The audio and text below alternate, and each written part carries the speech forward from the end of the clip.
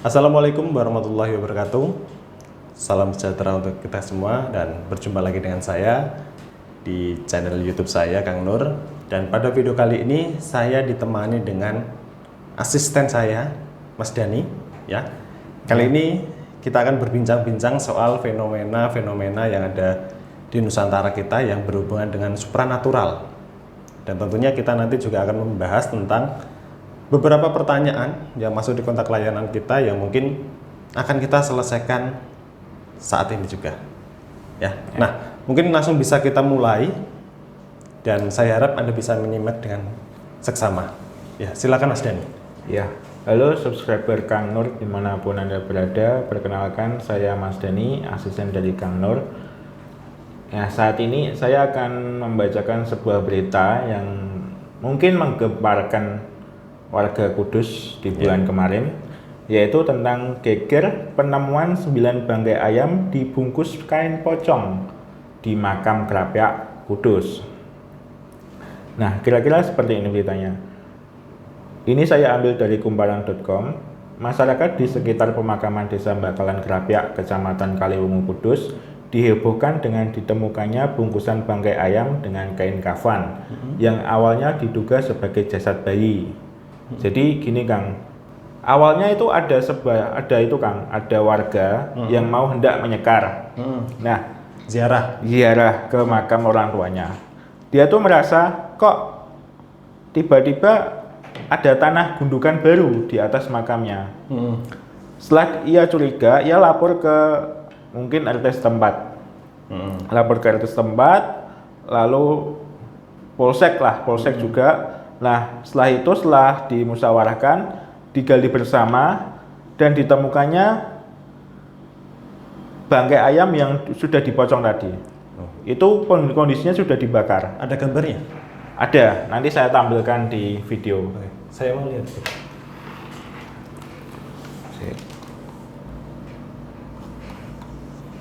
Oh, nah ini. Ada kira-kira 9 bangkai pocong lah. Bangkai ayam. Bangkai ayam, ya. Yang dipocong. Yang dipocong. Isinya itu ada foto, jarum, sama tulisan mantra yang berisi nama. Seperti raja. Seperti raja. Menurut Kang Nur, ini fenomena seperti apa? Ya, kalau menurut saya ya, kalau kejadian seperti ini kan, ya mungkin kalau menurut kejadian ya mungkin tidak hanya satu saja, ya kan. Indonesia kan yang sangat luas. Zaman dulu juga pernah ada yang seperti ini juga. Saya juga mendengar beritanya. Namun ya juga tidak segembar sekarang, karena kan media banyak sekali seperti itu. Ya kalau menurut saya pribadi, kalau dari berita itu dilansir mengenai si pelaku ini mendalami ilmu pelet atau apapun, ya kita jangan langsung bersuuzon juga. Ada juga yang memang benar mendalami sebuah ilmu spiritual. Kadang juga ada juga yang kan terkadang kalau memang di situ tertera nama target, kemudian ada bacaan seperti mantra. Ya kalau bisa dilihat ya memang seperti orang yang mau santet ataupun mau pelet kan bisa dilihat. Ciri-cirinya kan memang seperti itu. Namun kadang juga kita juga harus bisa berpikir juga secara logis yang masuk akal. Kadang juga orang yang seperti itu juga hanya sebuah ancaman. Jadi bukan murni karena ilmu spiritual juga, hanya berupa seperti ancaman. Oh gitu. Ya seperti menakut-nakuti lah, seperti itu. Jadi bukan murni memang ilmu spiritual. Nah kecuali kalau memang dari si pelaku itu mengakui kalau memang tujuannya untuk pelet, untuk santet seperti itu. Kalau memang si pelaku sendiri belum diketahui, si pelaku sudah tertangkap? Belum ya. Kalau si pelaku belum tertangkap ya mungkin itu hanya sebuah rahasia, sebuah teror.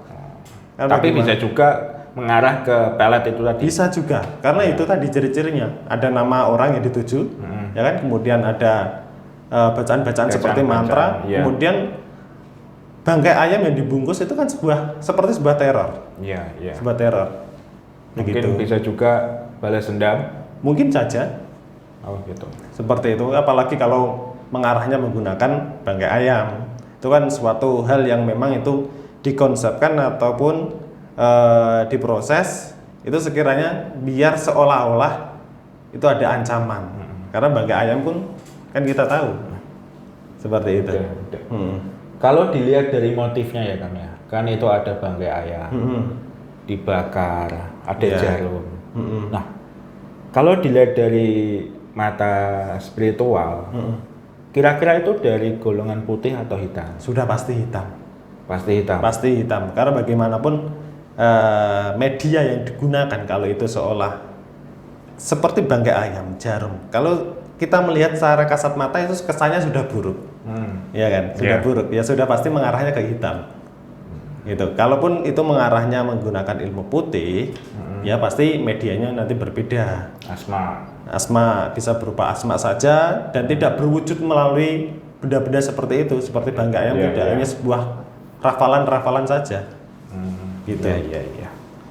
Nah, kira-kira jika emang ilmu ini itu kena ke target, apa efeknya? Dampaknya apa pada si target itu? Ya, dampak paling buruk adalah ya mungkin kita tergantung dari tujuan dari si pelaku juga. Kalau si pelaku tujuannya memang untuk balas dendam, ya mungkin ya, mohon maaf, bisa berakibat fatal juga untuk kematian. Ya, kalaupun tidak ditujukan sefatal itu, ya mungkin si target kehidupan tidak akan nyaman, tidak akan tenang, mungkin akan susah jodoh. Ya, mungkin bisa dijelaskan ciri-cirinya, ya, dampaknya. Ciri-ciri dampak orang yang terkena seperti santet ya, seperti santet ataupun terpelet, ya mungkin dia akan teringat dengan satu nama orang yang mungkin itu tidak pernah terbayang sebelumnya. Berarti ujuk-ujuk lah istilah Jawanya. Ujuk-ujuk istilah Jawanya, ujuk-ujuk tiba-tiba. Tiba-tiba ingat dengan selalu terbayang-bayang dengan satu orang. Ya. Nah, itu ciri yang pertama. Terus kemudian ciri yang kedua mungkin susah tidur. Itu gelisah. Gelisah, merasa gelisah, kemudian tengah malam biasanya terbangun ya karena ingat orang tersebut. Kemudian ciri-ciri yang ketiga paling fatal mungkin dampaknya ya mungkin tergantung dari niat si pelaku juga, ingin dia digunakan untuk susah jodoh atau memang membuat orang itu tergila-gila.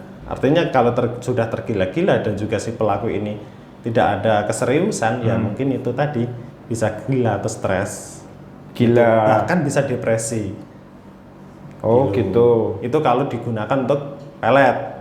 Kalau santet ya sudah pasti kebanyakan ya, paling banyak kalau santet itu mungkin nyawa. Ngambil nyawanya Ngambilnya gitu ya? nyawa. Untuk tumbal. Mungkin untuk tumbal ataupun memang itu sebuah dendam yang mungkin ya mengarahnya ke sangat yang hitam.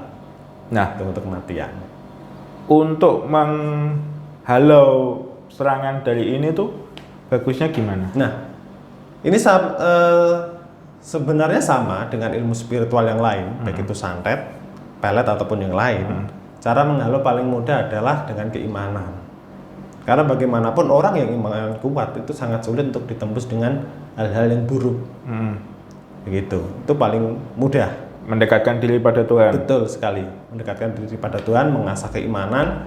Terus kemudian kalau bisa ya kita kan hidup bersosial, bermasyarakat. Kita bergaul pun jangan sampai kalau kita melukai perasaan orang lain. Kita kan nggak tahu orang lain yang di sekitar kita yang bersosial dengan kita itu merasa nyaman, merasa senang atau tidak dengan kita. Kalau mereka sakit hati dengan kita, ya apapun yang mereka lakukan bisa juga terjadi. Iya. Gitu. Ya zaman sekarang ya banyak sekali orang yang menghalalkan segala cara.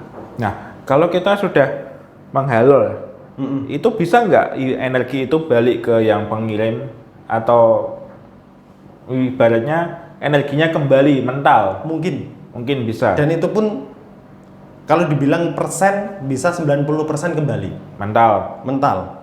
Oh, iya. Kalaupun itu mental, ya mungkin dia akan gagal ataupun memang itu kembali berefek pada si pengirim. Ya mungkin si pengirim akan merasakan efeknya sendiri. Oh gitu. Terus lagi kan, kalau dilihat dari fenomena ini tadi kan, dilihat motifnya itu kan menggunakan bahan-bahan yang ibaratnya najis lah, bangkai, jarum, dilihat kan sudah menyeramkan. Nah, kalau untuk sarana pelet, kan banyak yang beredar di masyarakat itu seperti mustika, Betul. leontin, pelet. Nah, itu apakah sama dengan motif seperti ini yang terjadi di Kudus ini? Ya, oke. Kalau kita lihat dari sudut pandang spiritual ya dan perkembangan ilmu spiritual di zaman modern saat ini seperti batu mustika ya, kemudian pusaka-pusaka yang lain ya, pusaka pelet ataupun pusaka pemikat yang lain. Kalau fenomena yang di Kudus ini kebetulan kita kan di wilayah Kudus juga. Ya. Kalau dilihat dari fenomena ini, ya sebenarnya hampir sama dan juga bahkan bisa dibilang juga tidak sama. Karena apa? Kalau kita menggunakan sarana spiritual seperti batu mustika, kemudian raja ataupun yang lainnya ya, seperti pusaka juga. Dari 3 hal sarana ini tadi, ini bisa digolongkan dengan yang putih. Karena apa? Cara menggunakannya ini tidak melukai orang lain. Bahkan tidak membuat orang yang menemukannya ini merasa ketakutan. Kalau semisal kita kehilangan sarana ini. Namun kalau dengan kejadian yang ini, orang yang menemukan saja ini sudah heboh. Iya. Ya. Kalau bisa dibilang apakah ini pelet ataupun saret, ya kebanyakan kalau yang modelnya seperti ini, bangkai seperti ini, Santet, ini lebih ke arah yang buruk, bisa berupa santet atau itu adalah suatu ancaman. Kalau bisa dibandingkan ini pelet atau tidak, yang bisa kita bilang pelet juga karena ada nama orang, namun ada unsur nama, kemudian ada unsur mantra itu tadi. Namun kalau kita lihat yang bangkai ayamnya, ini justru mengarahnya ke yang santet, bisa mengarah ke yang ancaman. Gitu. Karena kalau kebanyakan ya kalau pelet itu ya sarana-sarana yang digunakan lebih aman seperti batu mustika, kemudian jimat-jimat raja seperti itu. Dan kebanyakan itu energinya dari energi putih. Betul, energinya kebanyakan dari energi putih, ilmu putih, dan itu banyak sekali mungkin masyarakat bilang itu adalah suatu pengasihan, ilmu pengasihan. Kalau bangkai ayam seperti ini ya kesannya saja sudah buruk.